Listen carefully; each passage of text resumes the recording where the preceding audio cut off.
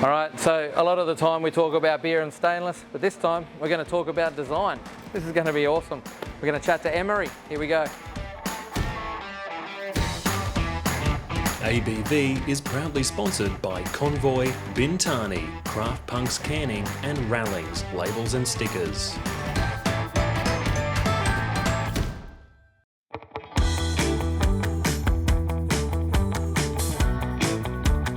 Emery, mate, thanks for having us here in your studio. This is no problem. Good to see you. Ironically, the second under-house interview we've done today. Oh, right. which is great. Man, how did you first off get into designing? Like, not even just beer cans, or have you always been into beer stuff? Or Design from school, really. Just had a really good art teacher. I was terrible at school, but the one thing I was good at was art. So I've luckily found an art teacher who just went, have you heard of graphics? So I went straight from school to university in Ireland and then to London. And yeah, so since I've been 18, basically I've been doing somewhat graphic design. Yeah. You said like London and Ireland, like that's not where we are. How long have you been in Australia? And did you come over with a business in mind, or were you just working over here, or what's? No, I think like a lot of people, I met my wife in London. So I was at uni in London. I was living in a pub in London, so that's probably how I kind of got into and then she was working in the same pub. And she dragged me back here kicking and screaming. Yeah.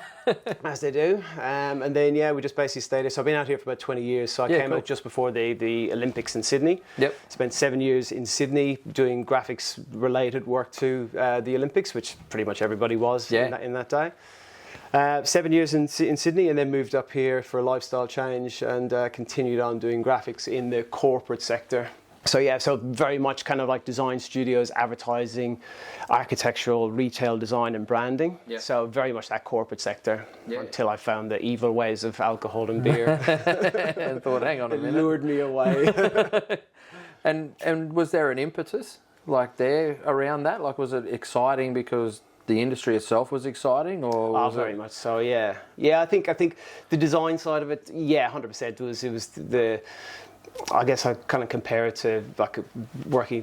If you're a designer, probably your number one career aspect or a design project would be probably album covers and music and stuff. And then for me, it was that beer side was very equivalent to that. You were doing branding work for breweries, and then the album cover was like doing the can art for me in that respect. 2012, I probably got into the whole craft beer side. It was starting to boom then around 2014 probably. But very much so about kind of going, I love the whole craft side of craft beer itself. And obviously taking my craft, getting away from that corporate side where I was doing a lot of branding work for I actually done like things like Dan Murphy's and BWS when they launched, doing high-end branding work for some of those retailers. But then to do beer, obviously it was just so creative and and the craft aspect of actually going into a pub and painting murals on walls or building signs out of wine barrels or even just getting like coasters and actually hand stamping them and trying to get as much craft into an environment or a bar or a pub or a brewery. So that really kind of appealed to me because it got me away from the computer and kind of just freed things up an awful lot more and could just get creative with it. So that was the big lure away from what I was doing, where I was always just chained to a desk previously and doing some really exciting, nice, good projects and working in that corporate sector. But I think one day I looked at my boss and went, I don't really want to be sitting there doing that in 10 years' time. And as I say, I slowly started doing more and more beer jobs, breweries, bars, and one thing led to another, and I just found myself just doing it now full time, pretty much. You obviously enjoy beer. I mean, we're in your bar out the back. You poured beers off tap. Do you know what the beer is before you what's the design process? Like, if you've got a stout, do you automatically think darker colours, darker tones, or what's that process in your mind of? Does someone just give you a free slate? Not always. There is instances where that does happen, but majority of the time there you'll have the influence of. I'm lucky enough to work with, if I'm lucky enough to work with a brand that I've actually created. And then obviously I know the journey that's going to go down. And there's usually separations within that. You'll have your core range, then someone will introduce a stout that will have a darker palate, no doubt.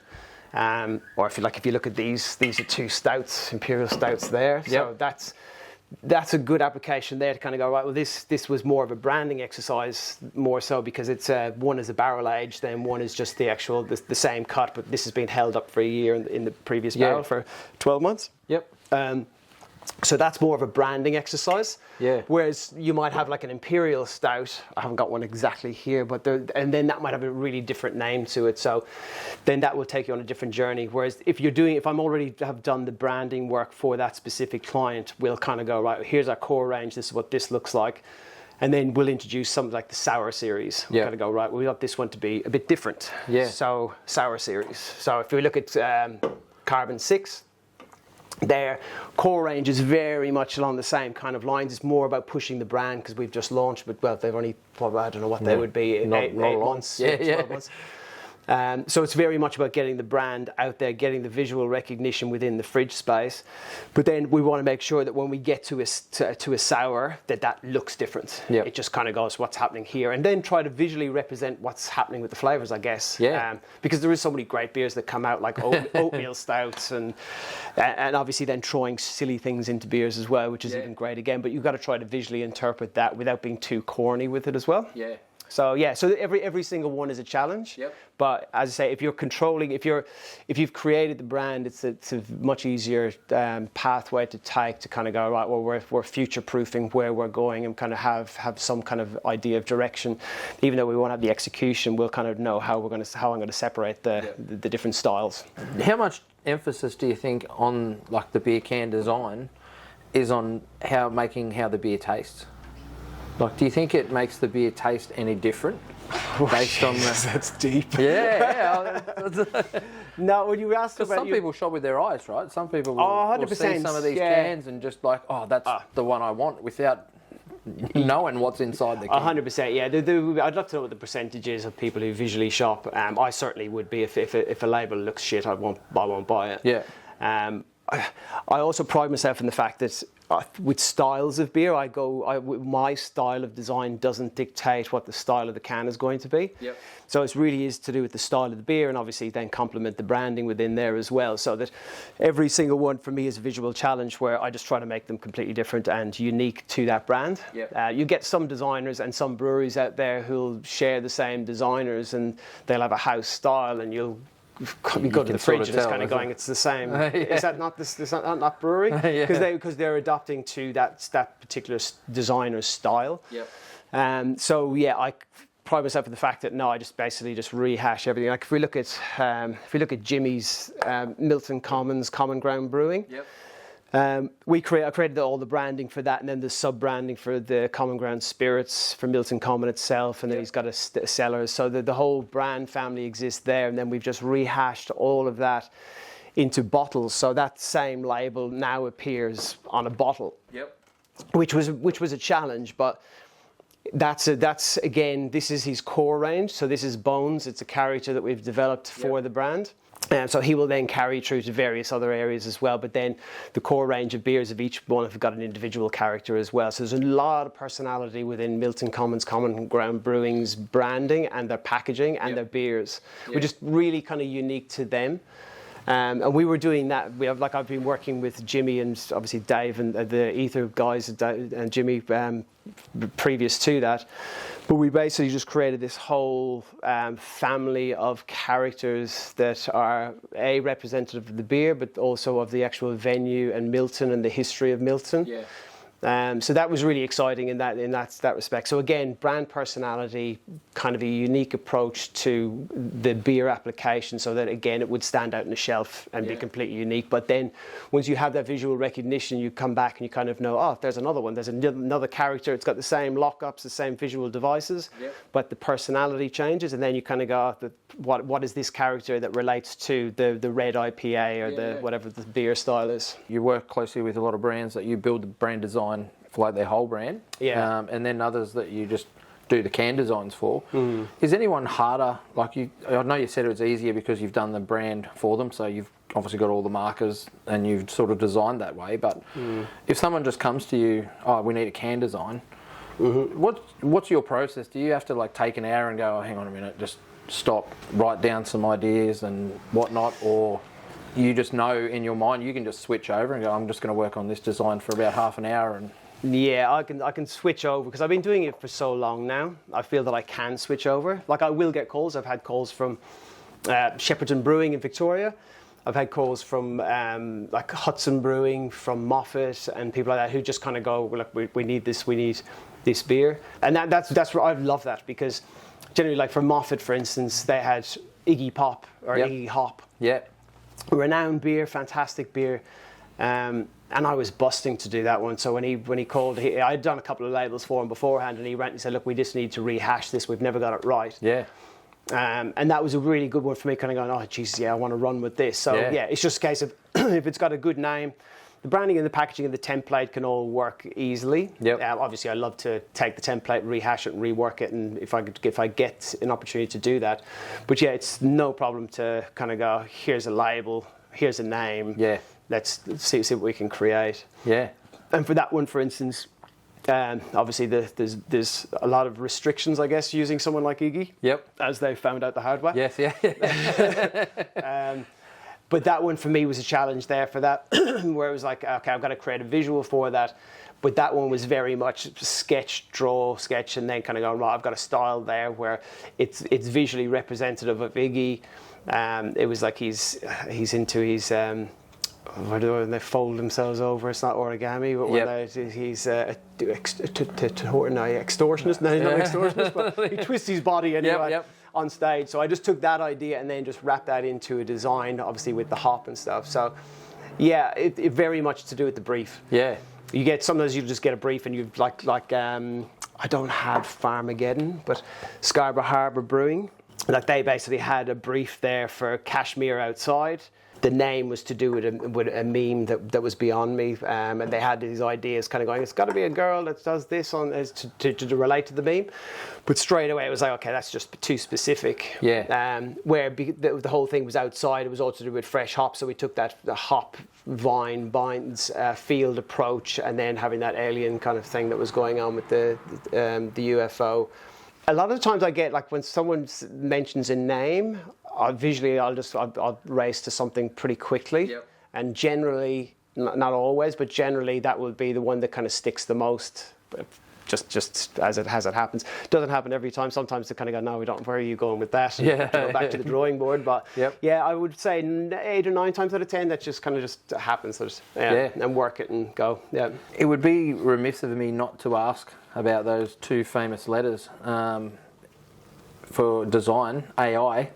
I thought that might come in there. I've got to bring it up. Yeah. Where are you on that? Like, do you utilise it for anything, or do you? Yeah. Yeah, 100%. Yeah. Yep. Yeah. There's designers who kind of go, oh God, no, I would never use AI, and pride themselves on the fact that they don't. But to me, it's just an extension of the software. It's an extension of what I do. And I just want to embrace it and utilise it. I think it extends my skill set. So. Yeah, it's an interesting one. It's like I wouldn't like to be a young designer and being faced with it, but I think it will change. It is obviously changing the face of the world, not only design. Yep. So I actually embrace it. I use it for a lot of content. So previously there'd be Latin appearing here, whereas now I've already got the tasting notes for the beer. So then I've now come up with the idea of this, and then I'll marry that with the tasting notes, go in there and tell it what I'm doing. It's a UFO. I've got this hop that they're stealing, take it, whatever the story is. Yeah.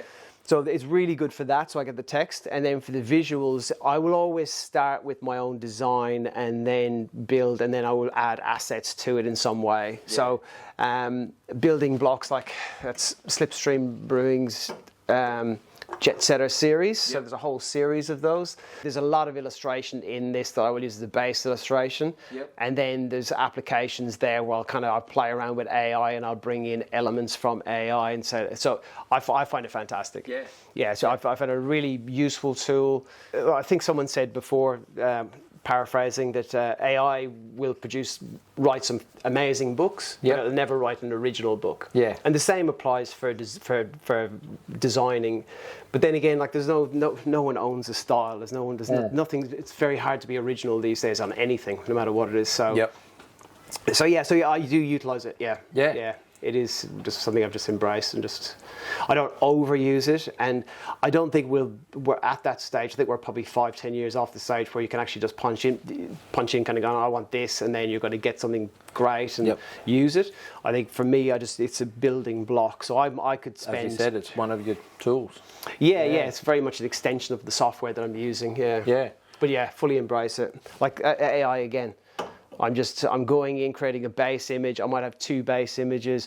I might overlay those, but then at the end, I'll start working things through and just trying to experiment with AI to see if I can bring it out further. Yep. So yeah, it's a very useful tool. Like a lot of people don't realise that cans can come in different colours. You can get black cans, silver bullets, gold cans, yellow, green, purple, blue. Yeah, like all of Slipstream Brewing is all gold tops. Yep. Yeah. So, like, how much printing wise? Because that's layers, right? You work on different layers of what's going to expose. So from the bottom, and so they'll have a white base ink that they lay down on the actual the first color that they'll do is the white ink. Yep. So most people when they're designing will just have that white, so that white will show through there on that. Yep. Whereas if you knock that out on a separate layer, when that white goes down, they'll have these holes where there's just revealing the can. Yeah. And then we'll do the final CMYK color print over the top. So when you do have that you get this really nice reflective. You can see I've knocked it out of the carbon 6 lockup and the dots. So the application here for digital printing and what Rawlings and people are doing there is fantastic. Yeah. Because you're just putting ink down onto a can, then you're sealing and locking it all in, but you're actually using the metallic of the tin of the can to make that shiny appearance, and then everything else after that's your matte lockdowns. Yeah. So it's a really nice feature. Whereas previously we obviously used to do things like obviously the old traditional labels. Which again served this purpose, and then we also had the heat wrap, the seal wrap that was on there, which I hated. Shrink wraps, hated them. I always thought that they were worse for the environment because of the plastic on a tin recyclable can. Yeah. But these are actually worse because this is a metallic foil and then it's got a silicone glue. So again, it's just not good when you're trying to burn it off to recycle the can. So what we're doing here, and I don't know the details of it, but what we're doing here, I would imagine would be an awful lot more environmentally friendly in that sense. Having said that, they're not using water-soluble inks and stuff like that, so it's still not 100%. But compared to what we were doing back in the day, and this has actually been a very difficult transition for a lot of breweries to cross over. I've just recently done it with a couple that I won't mention. And they just hung in there because they had invested money on the label machine. Oh yeah, which isn't cheap. Nah, but it's kind of going, no, we bought it, we'll use it. But I was like, no, but if you actually go to the printed can and the full digital can, it arrives digitally printed and you're just going straight to pack. You're pouring and packing. Whereas with them, they had the machine, but then they had the labor costs that go with actually labeling and doing all that for a day and then getting to it. So it's so cost effective now to do that. It's fantastic. And obviously for myself, it's a larger canvas. So more real estate, more can design. Right? Which is great. So yeah, did you want to crack a beer? Yeah, let's crack a beer. What do we want? The Saison? So we've got the Slipstream Champion Saison, classic Saison. You didn't give us this one, Gav. So a shout out to Slipstream for sending this up. Yeah, so this is their champion beer. You probably know more about this than me. Won champion beer at the recent Queensland Beer Awards. I think they walked away with 3 trophies and champion beer. Which small medium brewery. Yeah. I wasn't sure how that was going to pour, but that's beautiful. That's a Saison, isn't it? Joel, I have got another one, Joel, so I'll share it with you in a minute. But yeah, that was an interesting one because I got obviously listening into the award ceremony and stuff like that, and I obviously congratulated Slipstream, Lisa and Deal, and then I got the phone call kind of going, we haven't got this in pack. And we want it. We need it in pack. They had the cakes, and obviously that was going gangbusters, but they were like, no, this needs to go to pack to can. So obviously it was going to be more limited, so therefore they went with the 440ml can, which I love. Obviously the same with these guys in Carbon 6 Brewing, do the 440s. But for a limited release for this, it was literally kind of going, right, we need to get this can design out. we know that we want to have it as a classic saison kind of style design, so the farmhouse style. So that was the brief on that one. So Elisa and Gav basically said, yeah, look, we know that we want to have the rolling hills and the saison kind of farmhouse. So I was like, okay, let's do that. So then this was exactly the same. So this was just SketchUp, just basically just drawing things up and then just working it through really quickly, then doing the line art. I just used the iPad, draw it all up, and then bring it back into the various software and set everything else up. But again, that's the metallic feel that comes through there. We can see there this is a design feature that I've incorporated into a lot of what Slipstream do with the sunburst within the logo. So as I say, as mentioned before, it's all about trying to start with the brand in mind and then grow from there, so that it's not just like whacked on and kind of going, it could be anything, as I said, decoration. So wherever we can, we try to incorporate their logo into the sunburst, which is obviously within the actual design, and then the story reveals itself from there. But yeah, bringing in the metallics and the golds, and then the fact that they've got the gold top, slimline colour palette. And just these white highlights make the can really pop. It gets that layering and then gets that distance within there as well. So that was a really cool one. That was again the same. Thinking about this, sketched it up, talked through, do that, and then straight away just kind of go. I think we might have changed one design element. I think I might have had the windmill as the actual trophy or something like that in there. That was the one design change, and then we're like, we're good to go, get it out. And then again, digital printing with rollings, and that just straight out. And they have it, and maybe 2 weeks later, it's on the shelf. It's fantastic. I've got to taste it now. Cheers. Cheers. Sorry, Joel. Cheers. Cheers you later. It's not just cans, though. Like, do you do decals, like you say? You work on people's branding, right? So that can follow right through to their website, all their packaging, cartons, shirts, all sorts of stuff. Well, merch is a big one there, because again, following from the brands to the actual merchandise and t-shirt designs, and taking things like Milton Common Ground, designing characters like Bones.